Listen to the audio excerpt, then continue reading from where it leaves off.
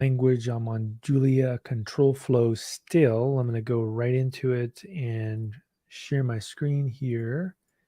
And I've got Control Flow set up here. And I'm going to go into my my GitHub repo. So I'm going to pull this over here, go to repo, get into Julia. Here we go. Pull into code space and get started. So while this is opening up, I've definitely played around a little bit with some of this begin. All this stuff is kind of interesting. The short circuit stuff is also pretty cool, right? Like these and/or operations, very useful and familiar if you're used to the shell. And then we've got loops here, which are also, always useful to be able to loop things. I like this shortcut. I mean, really concise syntax. But what we haven't really played around with is exceptions. So let's play around with that, right? Let's get into it. Let's get into exceptions. So I'm going to do some exceptions here. In order to do that, let's go ahead and fire up Julia here. Julia, there we go. And inside we do square root -1. There we go. Error. I like it. So it says square root will only return a complex result if called with a complex argument. So try square root complex x. Okay. Let's try that. Complex. I don't know if this will work. Oh, I guess it does work. So we fix that. You can also make your own custom exceptions. You can also throw exceptions. So in this case, a function is defined only for non-negative numbers, and this could be written to throw a domain error if the argument is negative. And I guess I could try that out. And let's do that. We've got to build an f of x here. Generic function one method.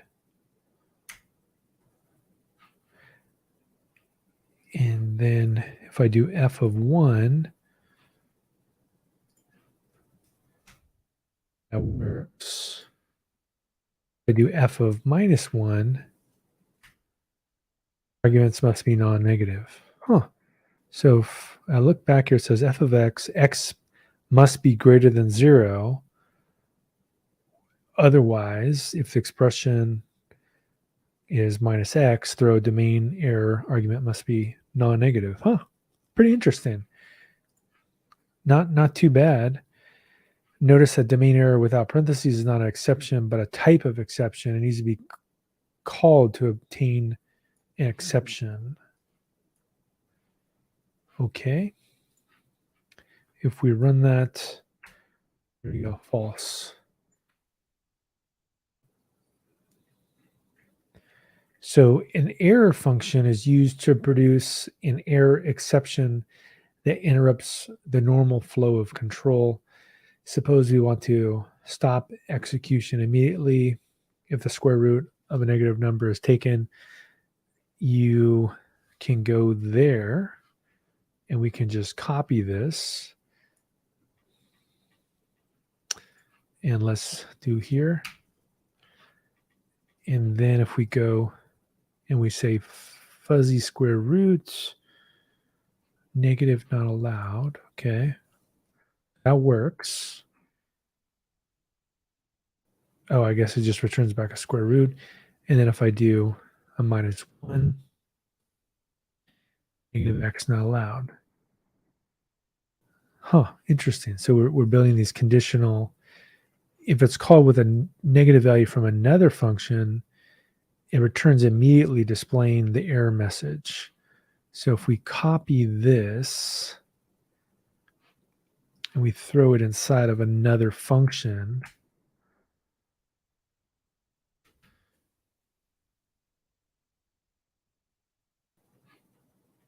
and then we we run it. So we basically we created a function called verbose fuzzy square root. We print before the square root, and this one is the weird square root, and this is after. Oh, that's good. So we have a before, a during, and an after. So before, nothing happens. After, nothing happens. And then finally, it returns, right? So it does its value. I'm assuming if we then go to -2, it behave differently. So what happens is it says before, and that just stops. It stops right at here. So the rest of it doesn't execute. I'm assuming that's what they're going to tell us. So instead of trying to continue, it returns immediately. Okay, yeah, useful. Well, and of course, this is a good pattern for building debugging into code, right? Is have, if you are doing something that's a little bit tricky, you could have a before, you could have your statement, and then you could have an after. Obviously, if the after never runs, then you know there's a problem in that piece of code. So this is kind of classic debugging. There's also try catch statements, allows for exceptions to be tested for and for the graceful handling. So try, otherwise catch.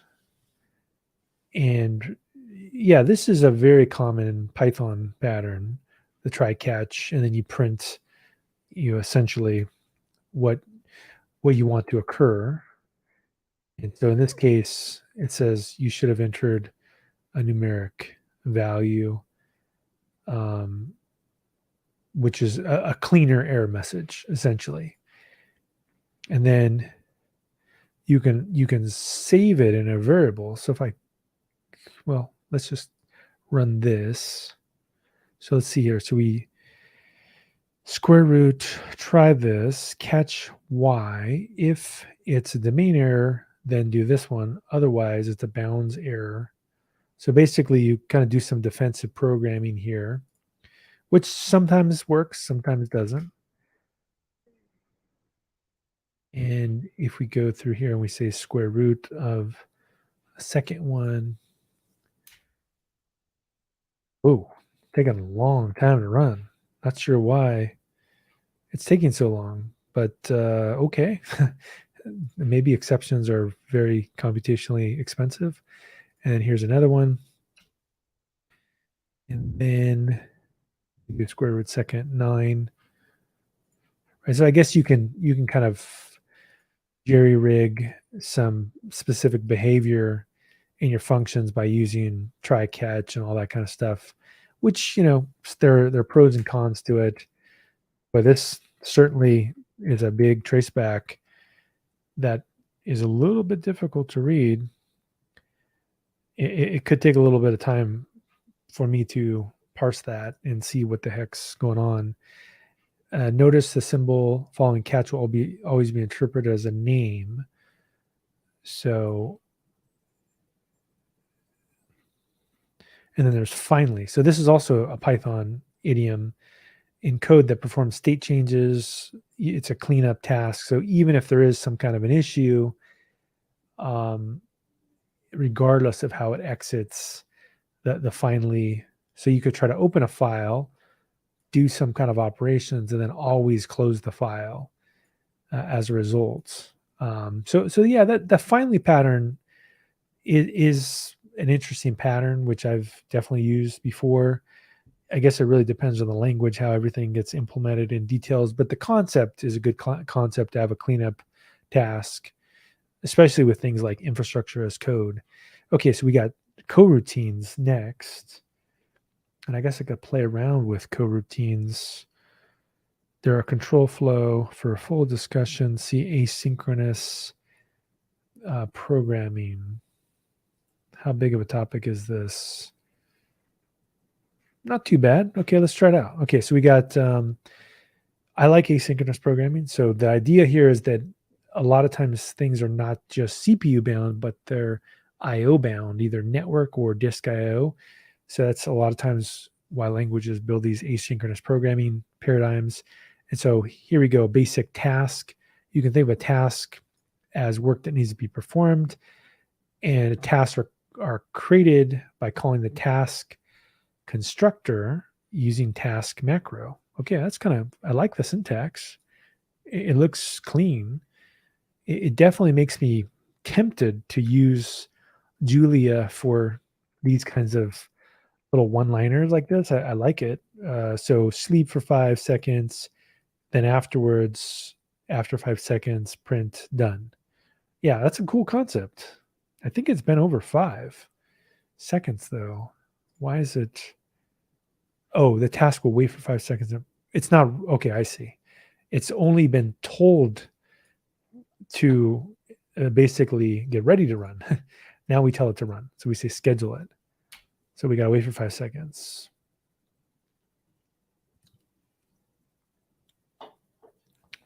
Yeah, that's pretty cool. I have to admit, this is an interesting style because I could see myself, like there's a bunch of different things I do from the command line where I want something to run in the future and maybe like in an hour in the future or like tomorrow or something. And I kind of want it to be like a one-liner. And I could definitely see how Julia does make this, very simple. I mean, this is maybe one of the most useful things I've found so far in Julia. Okay, next here, the wait function blocks the task until some other task finishes. Woo, I like this too.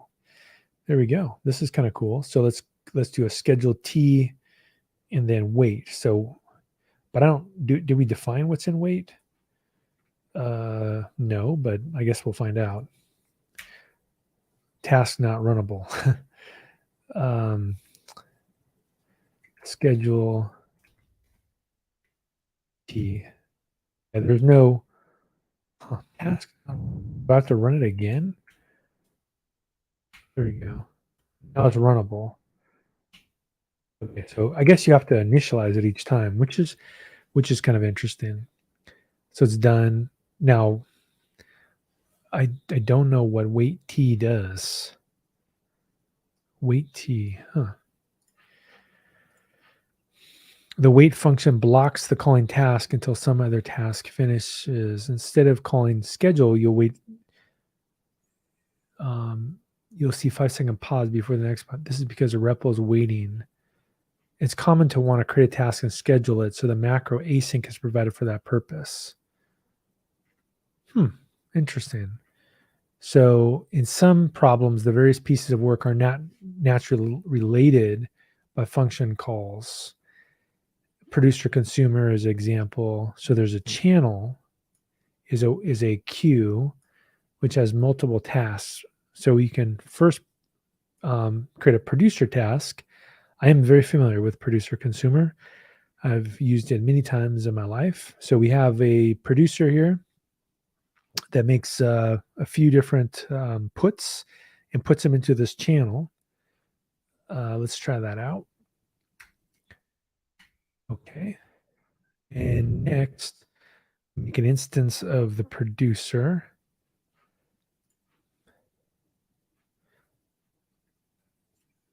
Okay. And then we say take. So every time you call it, take here. So it ran the first one. And then if you run it again, so you just keep doing up arrow, up arrow, up arrow, stop. There you go, and then it blows up. Stop. One way to think of this is the producer was able to return multiple times between calls to put. The producer's execution is suspended and the consumer has control. The return channel can be used as an iterable object in a for loop. Yeah, this is pretty cool stuff. I like this. It's got this queue mechanism built into it. I would be curious to see what people are building with this kind of stuff. I'm kind of curious about the use cases. X in channel. So I guess, yeah, you can also just loop through it. You don't have to actually, you don't have to also, iteratively do it. You can just loop through it, and you don't have to explicitly close it. For task objects, this can be done with a macro. To orchestrate more advanced work distribution patterns, use bind and schedule. A channel can be visualized as a pipe. It has a write end and a read end. Multiple writers can write to the same channel. Multiple readers can read concurrently. While true. So I guess we could run this real quick. Copy this. Maybe it didn't work.